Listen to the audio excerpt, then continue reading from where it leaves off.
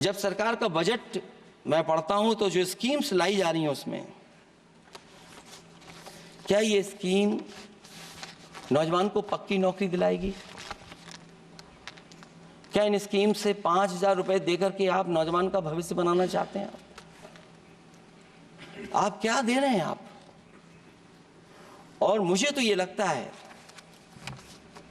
कि जो work force आप बना रहे हैं ट्रेनिंग देकर के सरकार के पैसे से, अंतोगत्वा इनको भी एक्सप्लॉइट वही लोग करेंगे, उद्योगपति। आखिरकार जब इतनी टेक्निकल, इतनी ट्रेंड फोर्स होगी तो आप ये मुझे बताइए कि उसके भविष्य क्या होगा। अगर इतने बड़े पैमाने पे आप ट्रेनिंग करा रहे हो, सरकार का बजट उसमें खर्च हो रहा है, तो सभापति महोदय उनका भविष्य क्या होगा? 5 साल के बाद। और जो अग्निवीर वाली नौकरी है, सभापति महोदय, कोई भी नौजवान जो फौज के लिए तैयारी करता है वो कभी स्वीकार नहीं कर सकता। जब पहली बार ये स्कीम आई थी अग्निवीर, उस समय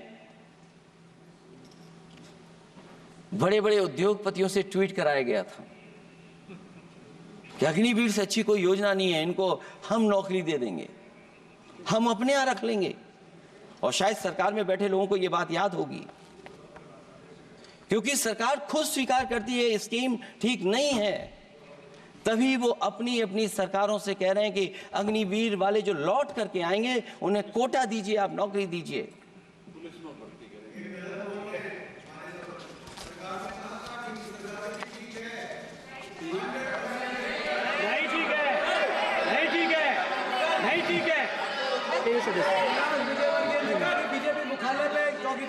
सभापति महोदय, मैं बैठ जाता हूं, आप खड़े होकर के कह दीजिए अग्निवीर व्यवस्था अच्छी है। मैं इस सभा में खड़े होकर कहता हूं, उस राज्य से तो हिमाचल प्रदेश से जिसने पहला परमवीर चक्र विजेता मेजर सोमनाथ शर्मा दिए। कारगिल के युद्ध में सबसे ज्यादा शहीद होने वाले हिमाचल प्रदेश के वीर नौजवान थे।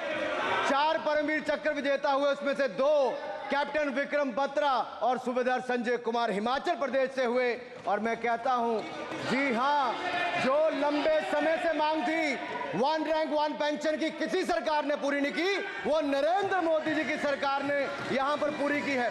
और मैं एक बात और कहता हूं, अखिलेश यादव जी सुन ले, अग्निवीर में 100% एम्प्लॉयमेंट की गारंटी है और रहेगी। माननीय सदस्य साहब अपनी बात। सभापति महोदय, जो मैंने बहुत छोटा सवाल पूछा था, मैं दूसरी बात कहता हूं। अगर ये जो बात आप कह रहे हो, तो आपको जरूरत क्यों पड़ रही कि आपको उत्तर प्रदेश में और प्रदेशों में कोटा देना पड़ रहा है 10%?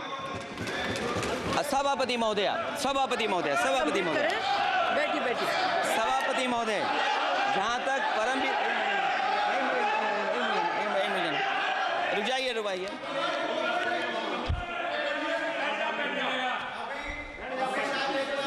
अरे सुनने दो। माननीय सदस्य आप अपनी सभापति महोदय, सभापति महोदय, चैल जानते हैं आप कहाँ हैं? चैल जानते हैं आप कहाँ हैं? कभी गए हो मिलिट्री स्कूल में? मैं खुद मिलिट्री स्कूल का पढ़ा हूँ। और आप परमवीर चक्र की बात कर रहे हो, तो हम भी तमाम नाम गिना सकते हैं कि कितने परमवीर चक्र कर रही हूँ, आपस में चर्चा न करें। ये सभापति महोदय, ये सभापति महोदय, जी 1 मिनट से भी कम, मैं आपके सामने कहना चाहता हूं, ये तो केवल मिलिट्री स्कूल गए हैं। मैं आज भी टेरिटोरियल आर्मी के 124 रेजिमेंट में कैप्टन के रैंक पे अपनी सेवाएं दे रहा हूं। अखिलेश जी, केवल ज्ञान मत बांटिए। राहुल गांधी जी के साथ बैठकर अब वहां बुलाने का झूठ बोलने की आपको आदत पड़ गई। प्लीज बैठिए, प्लीज। माननीय सदस्य से मैं आग्रह कर रही हूं, आप अपनी बजट पर चर्चा करें। सभापति महोदय, आपका समय पूरा हो गया है, मैं प्लीज कंप्लीट करिए। सभापति महोदय, मैं इसलिए नहीं कह रहा, मैं क्या बात कहना चाहता हूँ, शायद मंत्री जी नहीं रहे इसलिए तकलीफ परेशानी ज्यादा है। और आप अरे हमारा दर्द नहीं समझोगे, हम आपका दर्द चेहरे से पढ़ते हैं। अच्छा, दर्द मैं बताता हूँ, माननीय सदस्यों से मैं आग्रह कर रही हूँ, सभापति महोदय, दर्द मैं बताता हूँ। दर्द मैं बताता हूँ। बजट पर चर्चा करिए माननीय सदस्य, प्लीज बजट पर चर्चा सभापति करिए। जी, दर्द मैं बताता हूँ, देखिए दर्द बात पहुंचेगी कि नहीं पहुंचेगी।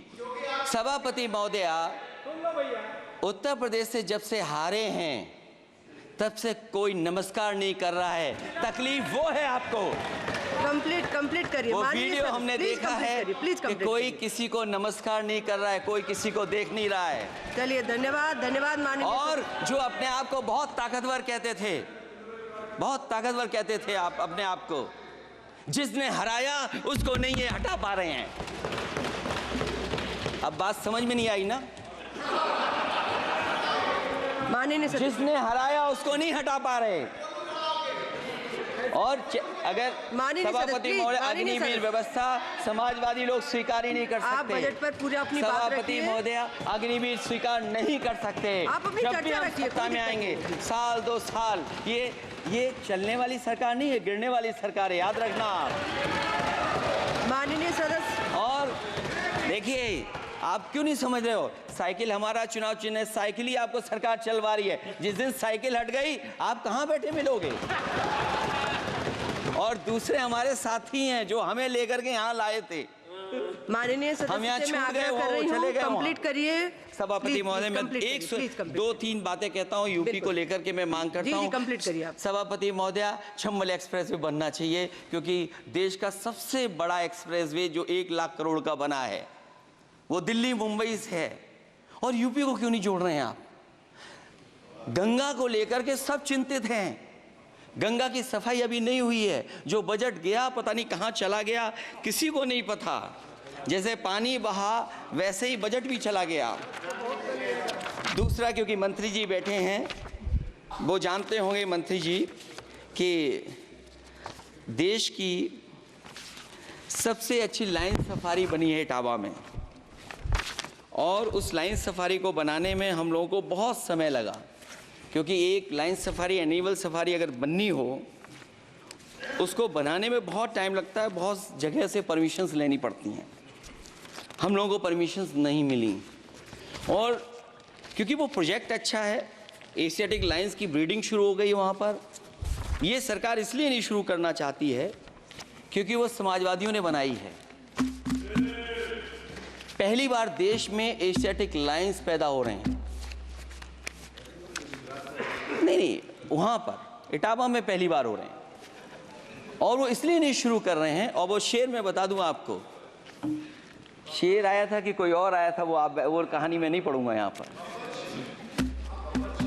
फिर मैं बोल दूंगा तो फिर कहोगे कि क्या बोल दिया मैंने, इसलिए मत बुलवाइए तो ही अच्छा है।